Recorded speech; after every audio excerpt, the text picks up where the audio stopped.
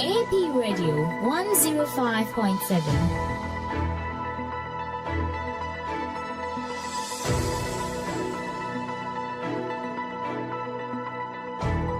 Action Power TV, the way of salvation.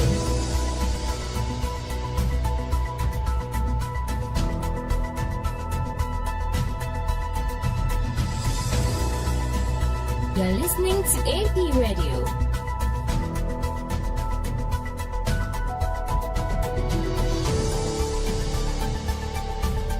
Action Power TV, the way of salvation.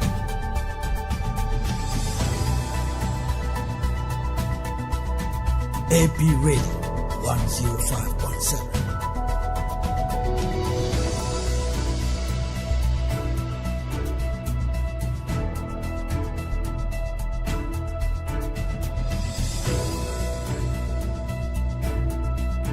You're listening to AP Radio.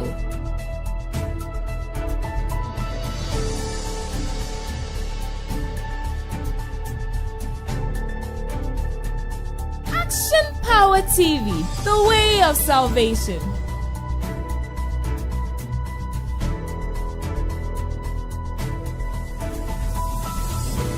AP Radio 105.7.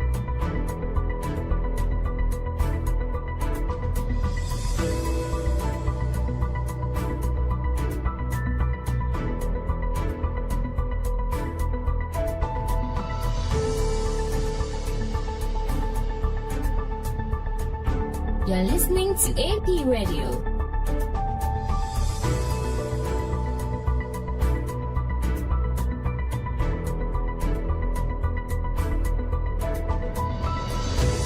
Action Power TV, the way of salvation.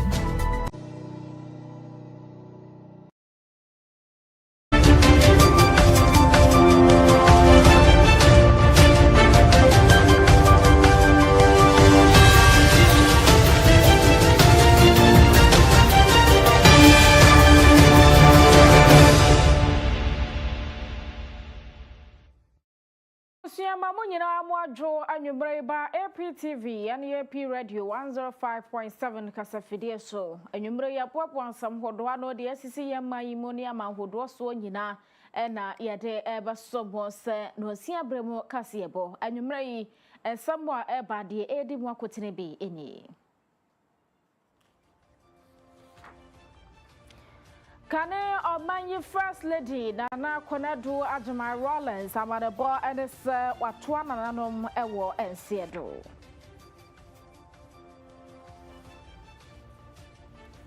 Sanso ana owura kwabana edu buahe na lawyer fo pie free court sanse wo mo prese court entu asam no enhyada na chese 120 wo mo akasa epie free ho Ghana Health Ministry no edi atu just clinics ya wodo a one more license ye ne nkrofo bi a wo so mo ya doctor for ya nurse for so wo mo ye fake ni nyina wo mo swai wo mo so America company Donald Trump so on sen from watch us one China e minor ebe ka bom sabaya wo mo ebetumi aduru botaye titire ba ko bi ho Afro bi eka ye ho na yaboabo no se no sia bremu kase ba mede ebe somwo ensami okwa news.apmedia.gh.com yaboabo adodo no ano a ubetumi akokenkan bi sanso na ye Facebook and YouTube no APTV GH ewo TikTok Instagram na X intenten fidie ni APmedia_GH ubetumi ene ye dinkita ho like wa share na fe wa comment ama bibia so tumi akoye wo ho ama yen nwumre mo son for boss lady Afia Kyem Agyemang na mebe so mo kase ebo no ne kinkan mu ni nkyere mu ni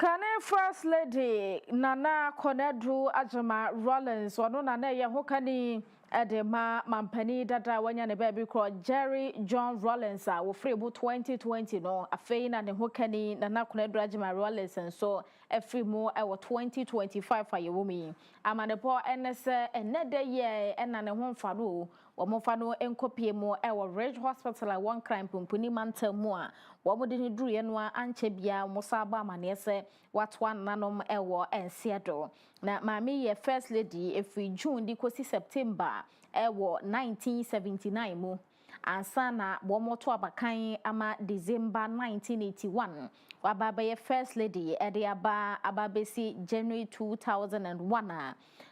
yewra John Jacob Kufo eje ede free yewra Rollins ensem na hwema mekuna do Agyemang Rollins a eba no omayimu amanwesem a wodi mu akotene papa wono na ekofa 31st December Women's Movement ede eba ya no hwe ndi mu se betumi aboa Kenya ema ewo womo asetena emu afei wosanso be ye wo ba wodi kan a obepre senko be ye mampani ede ama omai abakosemu no na ebinsi da se oba ese wo prehwehwe se wo be ye mampani na so mami de na sifuma 2016 wo Trinity so no so ebepre mampani abenwa no ebi ono owoma emakomako enan oni okunu Jerry John Rollins ono so atwa nanom siedo no ema 9 wo munya ya Dr. Zaneto Agyemang Rollins ono so de ne ho awura manwesemu a emprempren yi wono ena kyerese woye rashibedwani edema clote kole abato empeso ano eso a edon so eye mami hu nsem kakra bia ebetumi ede atodwa sem yebedidi mu enkomo san ena efia watimbo nkran pumpuni mantemo san na mpotemo ho esiaye na san ena amanyesem mu kunini kasiese efrimu esi ekro emu amadebo yede baba basomo afei ya toaso akwansan foforo a Ghana ya mampani His Excellency John Dramani Mahama wasanso de atoso biom se ewiase nyina sikasam esase wo mutumi ehhehha no foforo na asem a wokan ni nyina no ejina United Nations General Assembly de atoso ede wotwe a etumi ekoso ewo September bosome ne mo ewo 2025 ya yewomu na oswafo ano na ehwe yene amanhodo inkitahudie ensenso no nyafo Samuel Okwejeto ablakwa enso don samhodo bi to dwano no kire se ye mampani aka se wosesi kasam wa bibrem ha no wo mutumi ehhehha no foforo na eboa ye ma ne mahodo so etumi ekoyie na enso so no kame South Africa nko a si ye kwa akopɛ bosia ba wo mo hyada ye no bibi ma ensi hu ɛda ho no nyasem kuma yentimi entue bi wo kra yensi hu no etimi beboaboa no na ɛboro ye ka no ɛso ne senti na wo mo ɛsere sɛ de yenye mampani ɛka ye no ano yewura yin so ɛde akoto so bie ɛwɔ United Nations General Assembly said ye mampani ka ye no ayewura idi atoso a wo mo kyerɛ sɛ omonye sikasɛm hu bibi mfa ma Africa ha na wiase obi ye kwa akwaje bosia de to so ma wo mo no Africa country bia so kwaje bia no so wo ye ne sa edemaye. Development and finance sits at the very core of our global agenda. We cannot advance the 2030 Agenda for Sustainable Development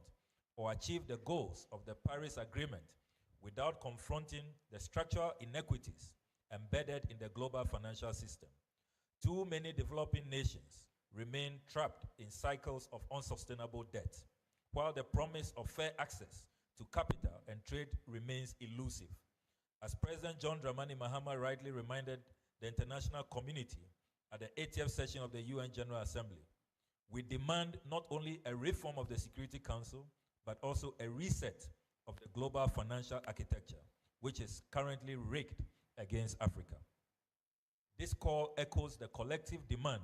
of the Global South for a more balanced system of global governance, one that gives all nations an equitable voice and fair opportunity in shaping our shared economic future. The reform of international financial institutions, including the voting structures of the IMF and the World Bank, remains essential to ensuring that developing economies have a meaningful role in global decision-making. The United Nations must continue to play a central role in championing financial justice by advocating for debt relief, sustainable investment, and innovative financing mechanisms that empower countries to invest in their own development. Predictable, concessional, and climate sensitive. Financing must become a cornerstone of renewed multilateralism, which prioritizes people and planet over politics and profit.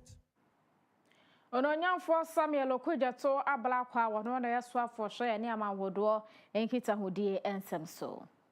Na yewra kwabana edu buahe kane panimpa roda National Signals Bureau ano wono enha chese na sam no edi akwane aba wa bra wo se one National Signals Bureau no oman isi kase bi wanhweso ye ne senti esesem no ene ne di asam no hye Accra High Court ensa wono mo ehwede ne enne na yewra yi a lawyer fokopie mo ewo Accra High Court wa na hye senie no ekoso ne nso no wo mo duru ye no na judge otena gwamu Justice Nyadu Nyantei wo mo ka kire ne se enka case no ontu enhyeda wo mo nyina so ne se wo ma tworo krata e de yakoma omayi court batan Supreme Court se asenie no a ekoso Accra High Court wa Justice Nyadu Nyantei etia no wo mo pese wo mo si ne kwan ewo ne dwumadi ahodo no a wo de ne case no ogusu age no mo si ne kwan ne senti ene wo mo court no ka kire se ye de ya tworo krata akoma Supreme Court o se won si kwan wa senie na wo de no mu nti ge be ya nke na ya ba hedie tu sheda na ehu se Supreme Court obefo aye nso anase wonfo aye nso omohu se wanfo omo so de a na Justice Nyadu Nyantei ena eto asem no so na nso omo ka se judge eto asem ne nhyeda no so wontu nhyeda ene ya lawyer fo ya wo mo na ejina mu ma yeru akwabena edubu ahia lawyer Samuel Atachia na di animu ene one na lawyer fo eka ho nyina wo mo sore ya wo mo pie free court wo se ne ye nakora ntena ha na aseni na wo pesa chenchenche na woto aso wato aso ye de asam ne ko Supreme Court se won si wukwan enti se Supreme Court jitu maya wo kora watam no wontena so biem wanya ntuma na woto aso enti enne ehu hia se e ka seni bia bekoso tu hyeda so wontu hyeda wo mo nyina asore epieye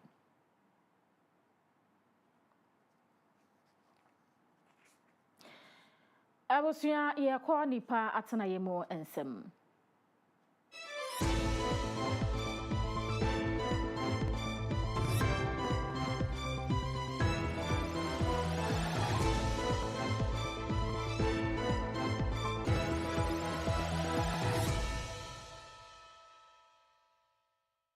This segment is brought to you by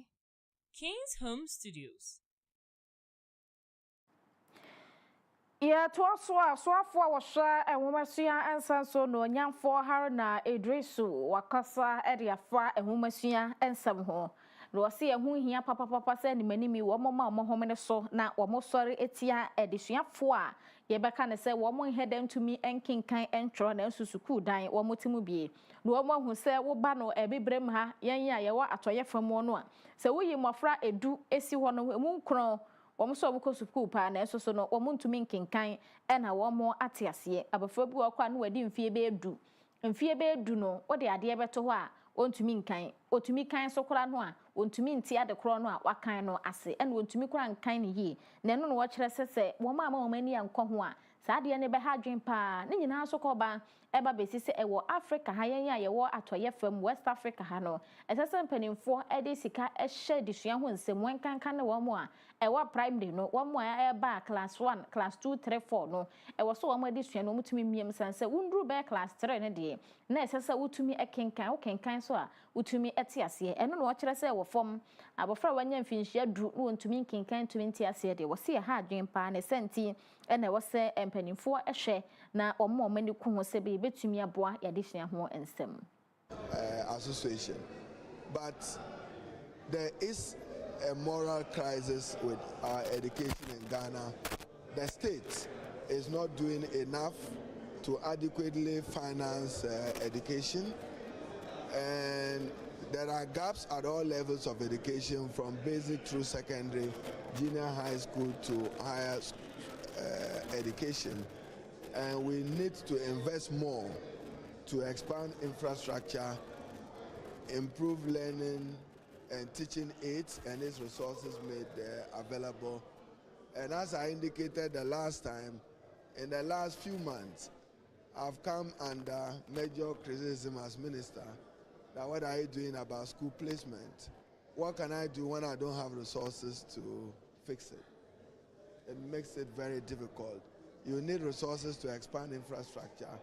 expand infrastructure by way of additional classroom, additional dormitories, additional laboratories. But into 2026, under President Mohammed's research agenda, we are looking at spending some 300 million Ghana cedis at least to end double track system, which undoubtedly has affected the delivery of quality education.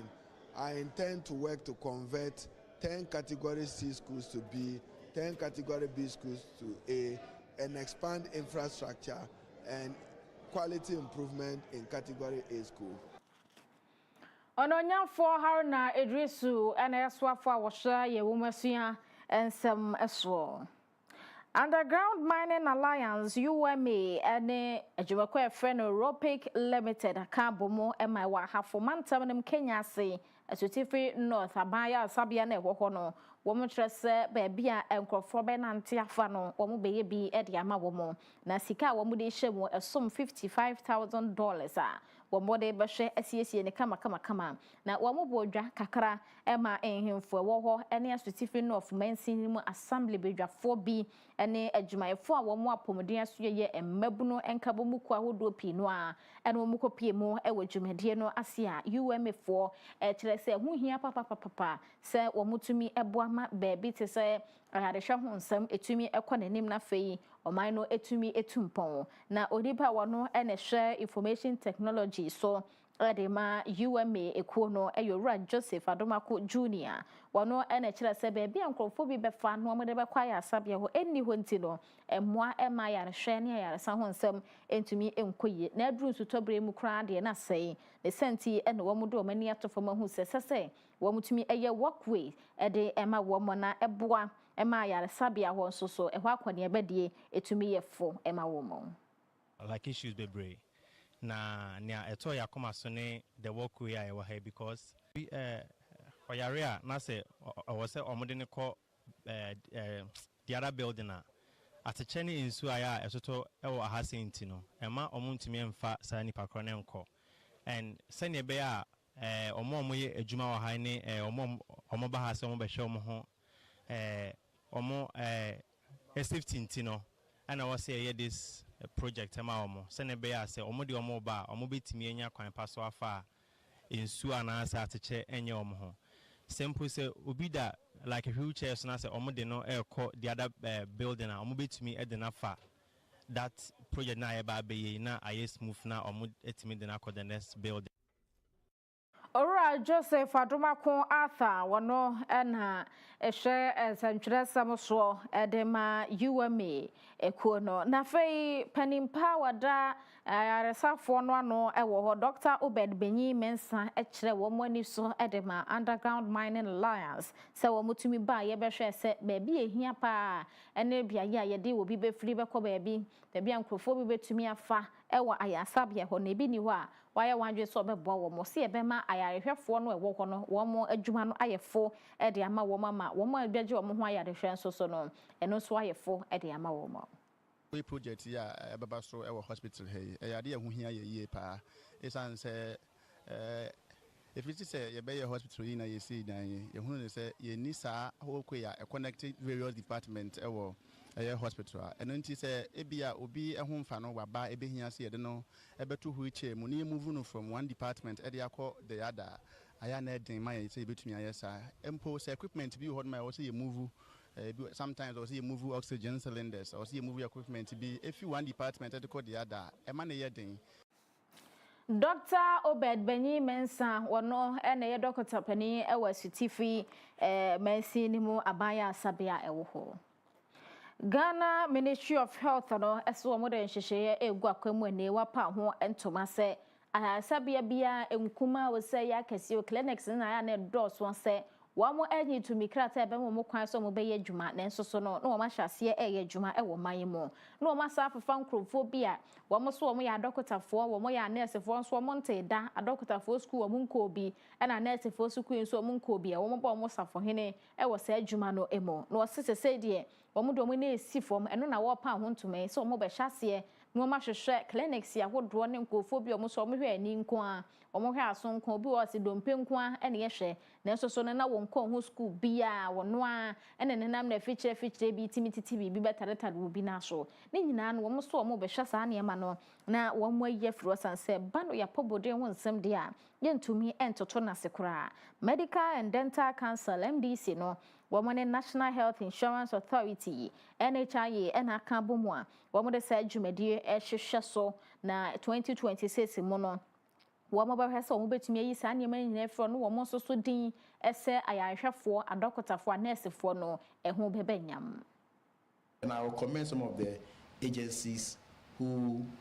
are shaking the system. I know I like actions a lot. I've heard about the traditional medicine people going around trying to clamp down the quack people in the system. I've heard about HEFRA. They're also shaking the system. I have not heard so much about FDA. I want to hear FDA out there. All the agencies under the ministry. I want to hear everybody executing its mandate, especially the mortuary people. They are also called MUFA. There are a lot of mortuaries out there without certification. They are not being regulated. And there are places you can easily spread diseases. Tell me if I'm lying. There are places, and you walk into communities, and the way dead bodies are laid in states, how we give free access to dead bodies in this country, this must be regulated. Ono nyafo kwabona minta akando ene yeswafo hwe omanyi yapoboden ensem so. Na yekwa yenemu a nhwehwemu abeto abonten a Association of Retired Civil Servants Ghana ede etodwa ene se pension hu sika no ebesi ne edaso ejina 300 cedis bosomi bia na no na ekue yi se 2025 ahyase yi mo ena senator for years wo mo tomu every 300 cedis no wo mo atomo mponisa na so every sa abra no a besi me ne wo kasai edaso ejina 300 cedis month bia edema wo mo na no wo kire se wo mo ayi aban adwuma wie ekọ ma homigye mo ekoba ne se bosomi bia 300 cedis ene die so wo mo ayede ma wo mo wo kire se ema wo mo ho hinha wo mo ena ma sabo hia bubro ena ha wo mo a akwakotena fie wo ma homigye mo ne senti ena wo mo nam so de sansami etodwa de odi wo mo anim se nhwehwemufo eye ovra Abdallah Mashood wode atodwa se ho hia pa sesa ntumu no a 2025 ya hyase senate for ka se wo mo de ba no ebetumi aye adwuma na aboa wo mo so a akọ wo ma homigye mu. It has been stuck at 300 Ghana cedis for 7 successive years. That is from 2019 all the way up to 2025. And, you know, it's impacting on incidence of poverty. We have high poverty incidence among the pensioner population. And it is so because we have weaknesses in the pension indexation model that we are currently using. Imagine a case where somebody is receiving 300 Ghana cedis at the end of the month, and somebody is receiving 201 Ghana cedis at the end of the month. It's not only impacting the disparities in pension distribution, but it's also impacting the financial sustainability of the system. Abdallah Mashood eka ekua Association of Retired Civil Servants wo mo aye adwuma ma oman no se aban adwuma efo akotena fie gi wo mo ahome na akatua wo mo nsaka wo se ebi muje 300 cedis wo so me bia no wo se eswapa nam so ma wo mo huntumi hinha wo mo ntimpanifo nye bibi emfa ho ema wo mo ye try ho agi aboafo enkrato ye ba yenkase yi ye beto aso.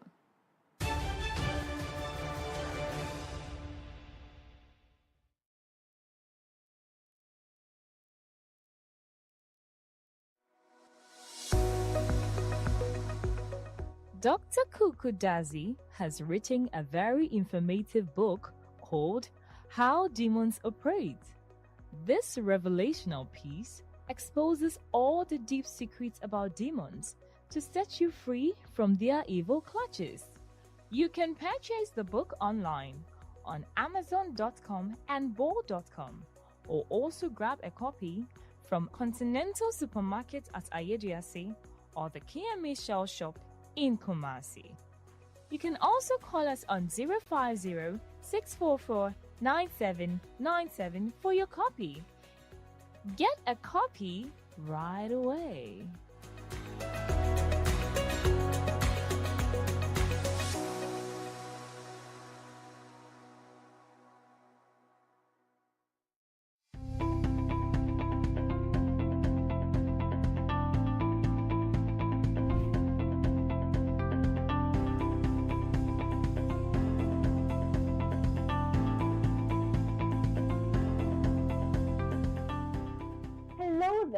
I welcome you to Kino Computers, your one-stop shop with the perfect tech solution. At Kino Computers, we give you the best deals on quality laptops, phones, and accessories. Whether you're looking for a high-performance laptop for work, a reliable phone for staying connected, or the latest accessories like M.2, SSD, wireless mounts, ergonomic keyboard,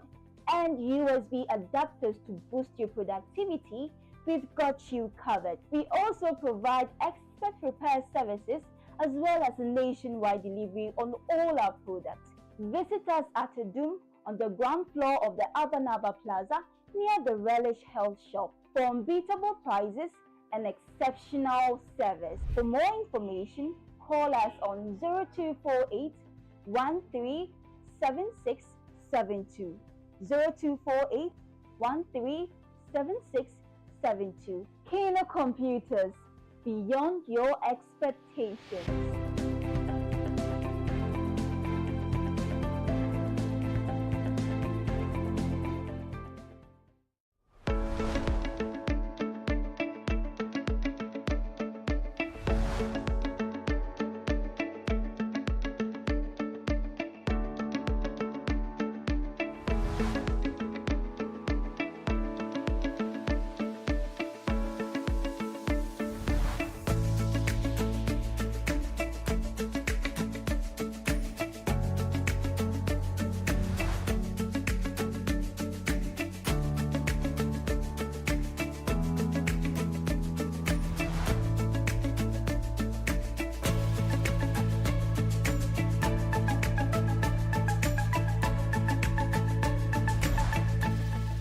Download the AP Media app now at apmediagh.com/app.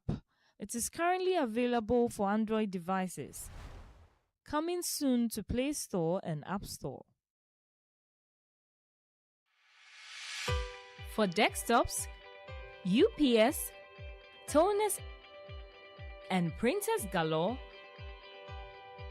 Pogbell Enterprise has got it all. From CCTV cameras to office chairs that keep you in style at affordable prices that will make you smile. For schools, businesses, and individuals alike, we have what you will surely like. Contact us on 0245 099 786, 0245 099 786. Pogbell Enterprise. Shop with ease.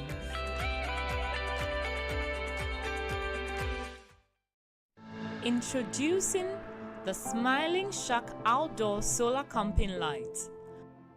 A new modern way of lighting up your world. It's a powerful portable lamp with 2 modes of brightness, a strobe light as well as a flashlight. You can power it through solar charging or Type-C charging. With a built-in high-capacity lithium battery, you can also use it as a power bank to charge up your mobile phone through USB. To purchase one, contact 055 051 5323 or 053 520 3534.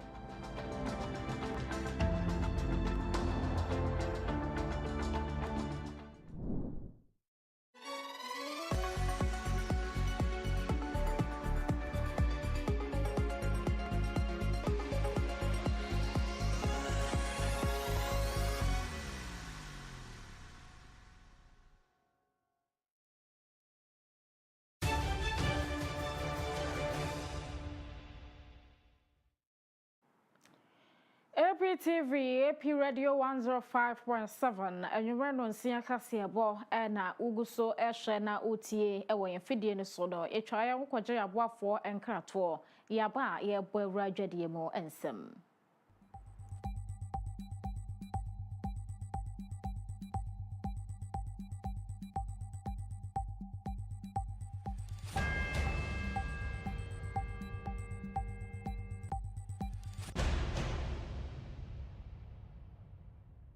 This segment is brought to you by Tizo Aluwex. Dr. Trotechi Makon, one and Director of Coordination and Program Zema African Continental Free Trade Area. Na wase Afia Africa ha yetumi ebo kabe $5 billion ewo sika yesesa ede akọ amahodo bisika so we bibrem hano a se ye di dwa na ye di sika ema obi ewo Togo esese yesesa ko omo sika mu ye kwa Nigeria esese yesesa ko omo sika mu no wase ye de ka kese pa braye hi a esombo $5 billion ene ye kire afibie mu na wachire mo se senti asade we koso ne se ewo yankasa ye ho sa Africa ha no ye di dwa ye de amanhodo bi so kwan ye omo fa so etua wo musika no ene tua ene nti ena akoba ne se no eniama no bo ekosoro ene senti ene wo se African Continental Free Trade for hu se wo mo de Pan African Payment ena face settlement system ede eba na etumi ebo ye ma ye tua sika ye de fa amanhodo bi so kwan ye wo fa so tua wo musika no so no eno so betumi abo amaka ye bono afibia se Africa yi ebetumi abafom ensemi nyina wo kirekire mo ewo second international conference ewo ESG Sustainable Development of Africa ye hwe na ya pega Africa nyina amanatimi etumpon se adwumade no ase na Dr. Trotechi edesansemi etudwa to correct some of these injustices to an extent possible. That is why, for example, under the AFCFTA, we are having instruments. For example, we have a protocol on digital trade. One of the things that that protocol seeks to do is to ensure that when it comes to the payment systems, we can get a certain level of sovereignty as Africa. The continent loses $5 billion annually in forex exchanges. For you to trade with somebody in South Africa, your money has to actually go to the United States or Europe. You pay them to do transactions amongst yourselves. And we are saying we need to correct that. And this is the reality of where we live. I'm looking at all of us. And I'm asking, where did you get your shed? Where did you buy it? We look at everything, the building materials, the air cons that we're having in the house here, they are not from here. Why is that so? Because the costs of doing trade in the continent are very high, and we are trying to correct that. So this is very important for us of projects, investment projects, cross-border, not individual country projects, cross-border. Remember, we've been fragmented and these artificial borders have been created. Nobody is going to invest in Ghana because Ghana, it is so small to attract huge investment.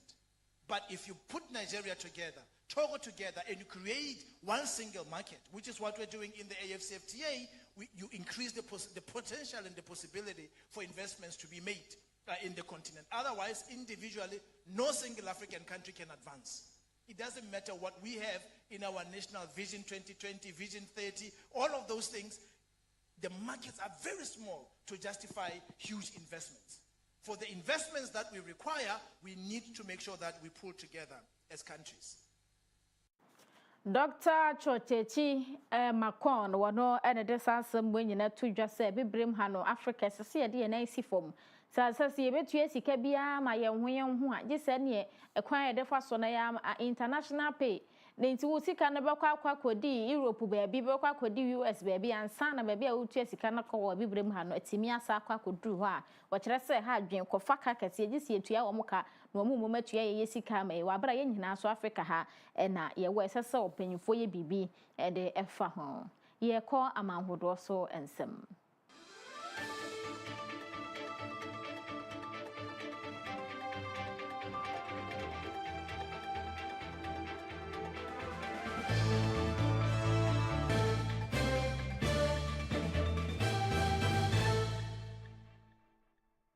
This segment is brought to you by Desat Solutions.